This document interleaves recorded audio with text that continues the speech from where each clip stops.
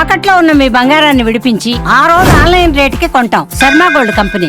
నమస్తే, welcome to Suman TV. నేను మీ Suman TV Usha. మాస ఫలాలకు సంబంధించి మిథున రాశి వారికి జనవరి మాసాంతం అసలు ఏ విధంగా ఉండబోతుంది, ప్రత్యేకించి ఈ రాశి వారు ఏ విషయాల్లో జాగ్రత్తలు వహించాలి, చాలా మంది అడుగుతూ ఉంటుంటారు. నూతన సంవత్సరానికి సంబంధించి వివాహ విషయంలో, ఆర్థిక విషయంలో, వ్యాపార విషయంలో డెసిషన్స్ తీసుకోవచ్చా, ఈ టైంలో మేము ఈ స్టెప్ తీసుకుంటే కలిసి వచ్చే అంశాలు ఉన్నాయి, ఈ మాసంలో మా రాశి వారికి ఏ విధంగా ఉండబోతుందని అడుగుతుంటుంటారు. సో మనతో పాటు ఉమాదేవరకొండ గారు ఉన్నారు. ఓవరాల్గా అసలు మిథున రాశి వారికి ఈ సంవత్సరంలో ఈ మాసానికి సంబంధించి ఏ విధంగా ఉంటుందో ఆయన అడిగి తెలుసుకుందాం. నమస్తే ఉమా గారు. నమస్తే అమ్మా. మిథున రాశి వారికి మనం చూసుకుంటే జనవరి మాసాంతం ప్రతి ఒక్కరు అడుగుతూ ఉంటుంటారండి, సంవత్సరాంతంలో ఈ మాసంలో ఏ విధంగా ఉంటుంది, ఆర్థికంగా మేము బలపడతామా, లేదంటే అప్పుల బాధ నుంచి బయటపడే అవకాశం ఉంటుందా, హెల్త్ ఇష్యూస్ మాకు ఏ విధంగా ఉండే అవకాశం ఉంటుంది, వ్యాపారంలో మేము స్టెప్ వేయొచ్చా అని అడుగుతూ ఉంటుంటారు. ఏ విధంగా ఉంటుంది అంటారు? ముందుగా అందరికీ ఆంగ్ల నూతన సంవత్సర శుభాకాంక్షలండి. అయితే మనం మిథున రాశి గురించి 2025లో జనవరి మాసంలో ఎలా ఉందో ఒకసారి మనం చూస్తే, ముందుగా ఒక విషయం, గోచార పరంగా మనం ఎంత తెలుసుకున్నప్పటికీ కూడా ఇండివిజువల్ జాతకాన్ని కూడా సమన్వయం చేసుకోవాలి. అయితే గోచార పరంగా మిథున రాశి ఎవరైతే పుట్టిన తరువాత వాళ్ళ డేట్ ఆఫ్ బర్త్ ఆధారంగా చంద్రుడు మిథునంలో ఉన్నప్పుడు జన్మిస్తే వాళ్ళు మిథున రాశిగా పరిగణించబడతారు. మిథున రాశి మనం తీసుకుంటే నక్షత్రాల వారీగా మృగశిర నక్షత్రము 3, 4 పాదములు, ఆరుద్ర నక్షత్రము 1, 2, 3, 4 పాదములు, పునర్వసు నక్షత్రము 1, 2, 3 పాదాల దాకా మిథున రాశిగా పరిగణించబడతారు. ఇక్కడ కాలపురుష చక్రం కనుక మనం తీసుకుంటే మిథున రాశి వాళ్ళకి 2వ స్థానంలో కుజుడు గోచరిస్తున్నాడు. 2వ స్థానంలో జనవరి 23 దాకా కుజుడు కర్కాటకంలో స్తంభించి నీచ స్థితి పొంది ఉన్నాడు. మిథున రాశికి అది 2వ స్థానం అవ్వడం వల్ల ధన సంబంధిత విషయాల్లో, అంటే ముఖ్యంగా డబ్బు విషయాల్లో చాలా జాగ్రత్తగా ఉండాలి. అది కూడా ఎలా అంటే సేవింగ్స్ విషయంలో, సేవింగ్స్ అనేటువంటివి ఇబ్బంది అవ్వడము, అంటే విపరీతమైన ఖర్చు అయిపోవడము, అనుకోని వృధా ఖర్చు, ధన వ్యయం అవ్వడం లాంటివి జరుగుతాయి. అదేవిధంగా 2వ స్థానంలో కుజుడు ఎప్పుడైతే నీచ స్థితిలో ఉన్నాడో వాక్కుకు సంబంధించి ఎవరికో మాట ఇచ్చి ఇబ్బంది పడ్డము.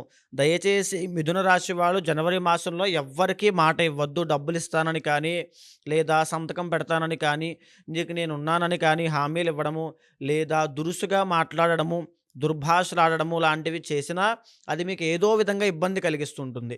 కాబట్టి వాక్ స్థానంలో కుజుడు నీచ స్థితిలో ఉన్నాడు కాబట్టి మాట మాట్లాడేటప్పుడు చాలా ఆచితూచి మాట్లాడడం మిథున రాశి వాళ్ళకి చాలా అవసరము. అదేవిధంగా 4వ స్థానంలో కేతువు గోచరిస్తున్నాడు. 4వ స్థానము అని అంటే ఒకవేళ వివాహం అయినటువంటి స్త్రీలు ఉన్నారనుకోండి, వాళ్ళకి భర్త, తర్వాత వాళ్ళ పిల్లలు, ఆ కుటుంబము, అబ్బాయిలైనా సరే భార్య, పిల్లలు, ఆ కుటుంబం సంబంధించి కుటుంబపరమైనటువంటి కలహాలు, లేదా కుటుంబపరంగా మానసిక అశాంతి కలగడము, ఏదో ఒక ఇబ్బంది, ఏదో ఒక చిన్న చిన్న స్ట్రగుల్స్, చిక్కులు, అంటే మిస్అండర్స్టాండింగ్స్ అంటూ ఉంటాం కదండి, అలాంటివి ఈ మిథున రాశి వాళ్ళకి జనవరి మాసంలో కలిగే అవకాశాలు ఎక్కువగా కనబడుతున్నాయి.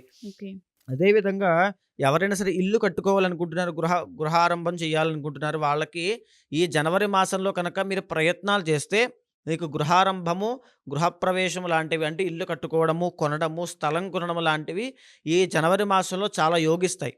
కాబట్టి అలాంటి ప్రయత్నాలు జనవరి మాసంలో చేయొచ్చు. అదేవిధంగా 7వ స్థానంలో రవి, బుధులు ఇద్దరూ కూడా గోచరిస్తున్నారు. ఎప్పుడైతే రవి బుధుల యొక్క కలయిక ఉందో, ఇక్కడ రవి యోగించడం లేదండి, బుధుడు మాత్రమే యోగిస్తున్నాడు. కాబట్టి 7వ స్థానంలో రవి యోగించడం లేదు కాబట్టి వైవాహిక జీవితంలో, అంటే భార్యకి లేదా భర్తకి ఆరోగ్య సమస్యలు రావడము, ఇద్దరి మధ్యలో అహంకారం అనేటువంటి డెవలప్ అవడము, దానివల్ల ఇబ్బంది పడడము, అది కూడా భారీగా ఏమీ కాదండి, స్వల్పంగా ఆ ఇబ్బంది అనేది కనబడుతుంది.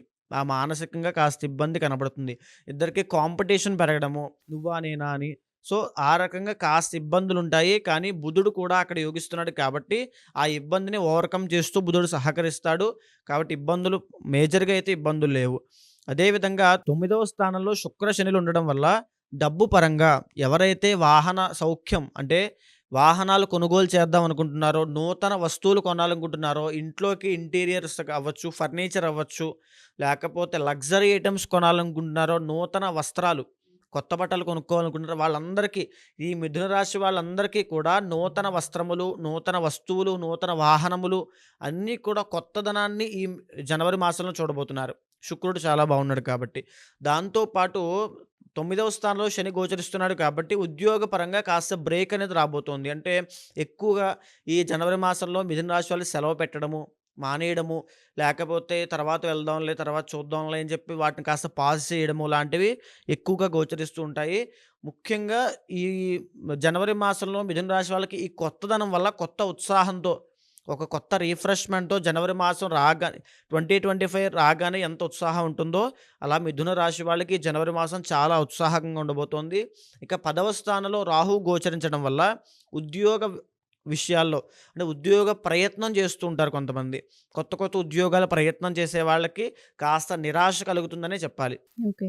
అంటే ఈ జనవరి మాసంలో మాత్రం కాస్త జాగ్రత్తగా ఉండండి. కొత్త కొత్త ఉద్యోగం ప్రయత్నాలు చేసేవాళ్ళు, కొత్త వ్యాపారాలు స్టార్ట్ చేసేవాళ్ళు, అది ఈ జనవరి మాసము, ఫిబ్రవరి మాసం వరకే ఉంటుంది తప్ప లాంగ్ లాస్టింగ్‌గా అది కొనసాగే అవకాశాలు లేవు కాబట్టి ముందు వెనక చూసుకొని చేయడం చాలా మంచిది.